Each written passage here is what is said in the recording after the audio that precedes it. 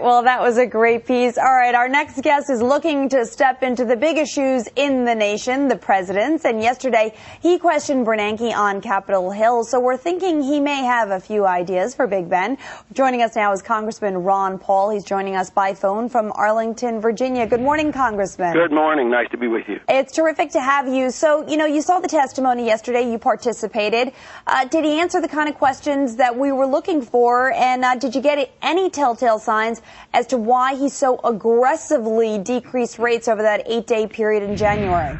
No, I think he avoided the point that I was trying to make is why is he not concerned about the value of the dollar, but he says that's the Treasury's responsibility, which is rather ironic. He's in charge of the money supply, and if you increase the money supply, you devalue the currency.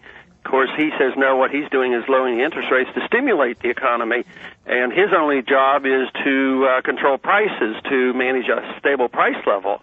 But the point I keep trying to make is that if you don't have a stable currency and a sound currency, there's no way you can have stable prices. And I made that point that, producer prices are going up now over 12% per year, and he admitted that was a poor showing, so he's not even achieving stable prices at the same, because he's devaluing the currency, and that he's going to continue to lower interest rates.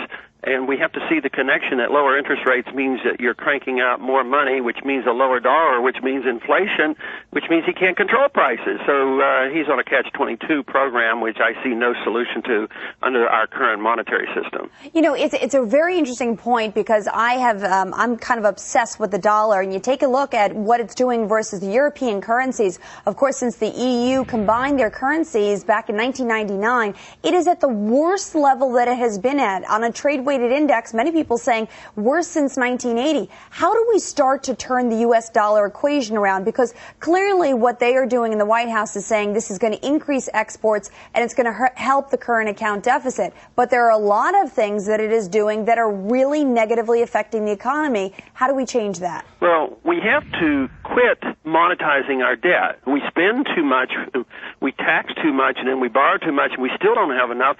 So then we monetize the debt. We literally create credit out of thin air to accommodate the deficit spenders here in Washington. If you don't change that, you can't do it. The dollar will continue to go down.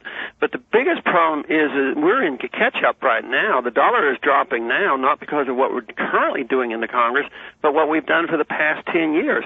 Just as we pretended we could afford guns and butter in the 60s and we suffered through the 70s with stagflation, we're now starting to suffer from stagflation for the same reason that we haven't cut back any spending. So this process is going to get worse rather than better. Wow, you perfect segue, because that's exactly where I wanted to go. Stagflation. It's never mentioned yesterday in any of his testimony, yet if you look at what he had to say, he said the discussion of downside risks to the growth outlook are growing, and the upside risks of inflation are becoming more problematic. To me, that sounds like stagflation. Now, why are we afraid to say the word, and what does that necessarily represent to this economy, and what do we got to do about it? Well, they don't even want to say the word recession, but we truly are in a recession because GDP numbers aren't even reliable. But this is predictable. This is not something that we should be surprised with, because it's historic. Just think of third world nations when they destroy a currency. They always have weak economies, and their currency goes down and prices go up. And we've experienced in the 70s. We're doing it again. But if we're not careful, it's going to be a lot worse this time, because now we're in so much greater debt than ever before, and our productive jobs are overseas. So we've been dependent on a consumer-led economy from borrowed money. So we are not only going to have stagflation, we may have an inflationary depression, and it could be worldwide, because right now this economic and monetary system is more global than ever before. So just when our housing bubble collapsed, I'm even impressed with how much it affected foreign banks and the German banks. I mean, everybody's involved with these trillions of dollars worth of derivatives and housing security. So it's much bigger than anybody wants to admit. It's very interesting. You're the first person that I've talked to that has mentioned an inflationary depression. One of the fascinating things yesterday is you looked at that room and Bernanke's testimony. It was a pretty empty room, and yet people are voting and saying the economy is the #1 issue. So if it's an inflationary depression, it's a worldwide one. Tell me, or tell the American people right now, where is the glass half full? Well, completely so, and they don't talk about it because they're afraid they'll frighten everybody, so they're scared to talk about the truth. I mean, can you imagine if Bernanke would have said this yesterday? I mean, there would have been huge panic. But denying the truth is, very bad too. And then people think, oh, we're just half full and everything is going to get better.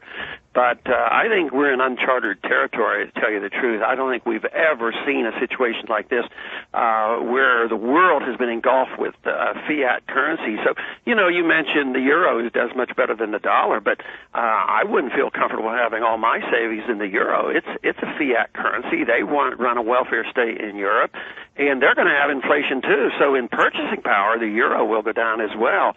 And that's why commodity prices are rising. People are leaving the currencies and they're buying commodities because they feel like these are hard assets, as well as gold and silver and all the other ones. But all commodity prices are going up and they're leaving their financials. But this was predictable. There's a lot of people who have studied Austrian economics that are not surprised that this is happening.